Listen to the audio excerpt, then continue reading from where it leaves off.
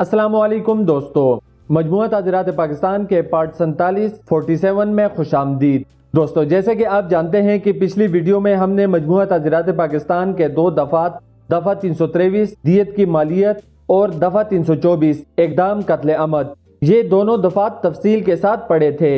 یعنی کہ دفعہ 323 میں ہم نے پڑھا کہ دیت کی مالیت کیا ہے اور اس کا تعین کس طرح کیا جائے گا، جبکہ مجموعہ تعزیرات پاکستان کے دفعہ 324 میں ہم نے پڑھا کہ جو کوئی شخص اقدام قتل کا ارتکاب کرتا ہے تو اس کو کس قسم کی سزائیں دی جائیں گی۔ جبکہ آج کی ویڈیو میں ہم مزید آگے بڑھتے ہوئے مجموعہ تعزیرات پاکستان کے دو دفعات، دفعہ 331 دیت کی ادائیگی اور دفعہ 332 ضرر، یہ دونوں دفعات پڑھیں گے۔ دوستو، ویڈیو شروع کرنے سے پہلے آپ سب سے گزارش ہے کہ اور جانو یوٹیوب چینل کو لازمی سبسکرائب کریں اور کمنٹ سیکشن میں ویڈیو کے حوالے سے اپنی رائے کا اظہار لازمی کریں۔ تو چلیں ویڈیو شروع کرتے ہیں۔ دفعہ 331 دیت کی ادائیگی، یعنی کہ اس دفعہ میں ہمیں بتایا جائے گا کہ دیت کی ادائیگی یعنی کہ دیت کی جو رقم ادا کی جانی ہو اس کا کیا طریقہ کار ہوگا۔ اس دفعہ میں 3 ضمن ہیں۔ ضمن نمبر 1 میں ہمیں بتایا گیا ہے کہ دیت کی ادائیگی یکمشت یا آخری فیصلہ کی تاریخ سے 5 سال پر محیط اقساط میں کی جا سکتی ہے۔ یعنی کہ اس ضمن میں ہمیں بتایا گیا ہے کہ جب دیت کی ادائیگی کرنی ہو تو وہ ایک ہی مرتبہ میں ہو سکتی ہے اور یا پھر فیصلہ ہو جانے کے بعد 5 سال کے اندر اقساط میں ادا کی جا سکتی ہے۔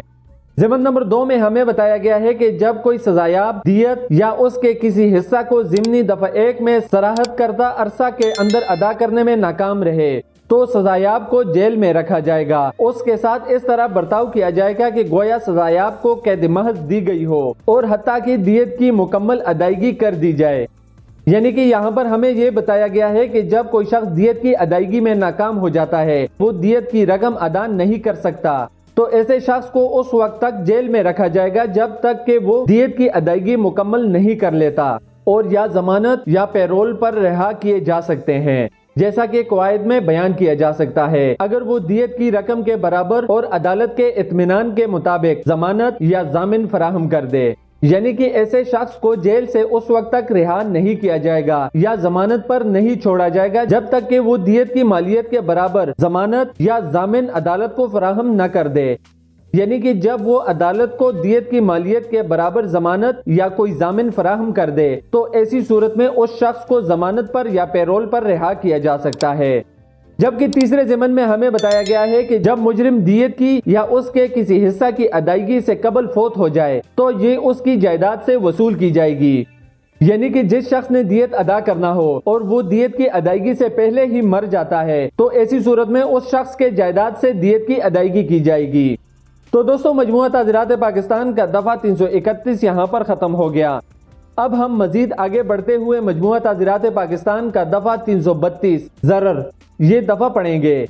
یعنی کہ یہاں پر ہمیں ضرر کے بارے میں تعریف دی گئی ہے کہ ضرر سے قانون کے مطابق کیا مراد ہے۔ اس دفعہ میں 2 ضمن دیے گئے ہیں۔ ضمن 1 کے مطابق جو کوئی شخص کسی دوسرے شخص کو درد، نقصان، مرض، ضعف یا مضرت پہنچائے یا کسی شخص کی ہلاکت وقوع میں لائے بغیر جسم کے کسی عضو کو کمزور کرے، ناکارہ کرے یا کاٹ ڈالے تو کہا جائے گا کہ اس نے ضرر پہنچایا۔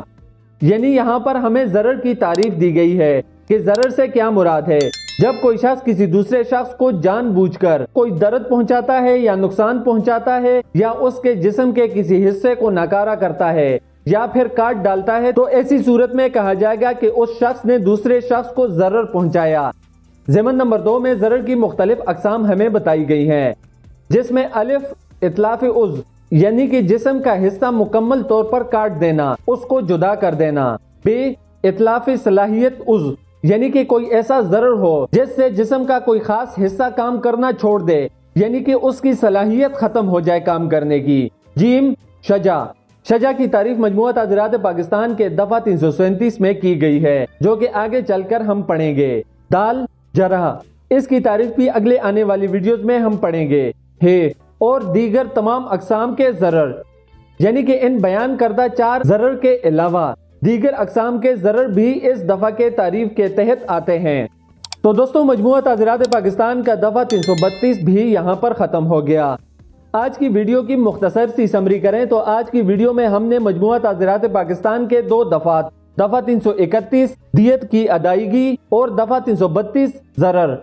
دفعہ 331 میں ہم نے پڑھا کہ جب دیت کی ادائیگی کرنی ہو تو دیت یکمشت یعنی ایک ہی مرتبہ میں دیا جا سکتا ہے، اور یا پھر فیصلہ ہونے کے 5 سال کے اندر اندر اقساط کی صورت میں بھی دیا جا سکتا ہے۔ اور جب کوئی شخص دیت کی ادائیگی کرنے میں ناکام ہو جاتا ہے تو ایسے شخص کو جیل میں رکھا جائے گا، اور اس وقت اس کو ضمانت پر چھوڑا جا سکتا ہے جب وہ عدالت کو دیت کی مالیت کے برابر کوئی ضمانت یا ضامن فراہم کر دے۔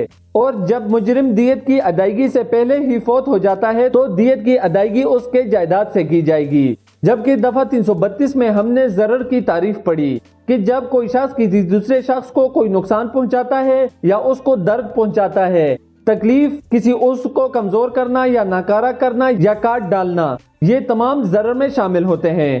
تو دوستو، یہ تھی آج کی ہماری ویڈیو۔ امید کرتا ہوں کہ آپ کو پسند آئی ہوگی۔ تو ملتے ہیں اگلی ویڈیو میں، تب تک اپنا اور اپنے آس پاس کے لوگوں کا بہت سارا خیال رکھیں۔ اللہ حافظ۔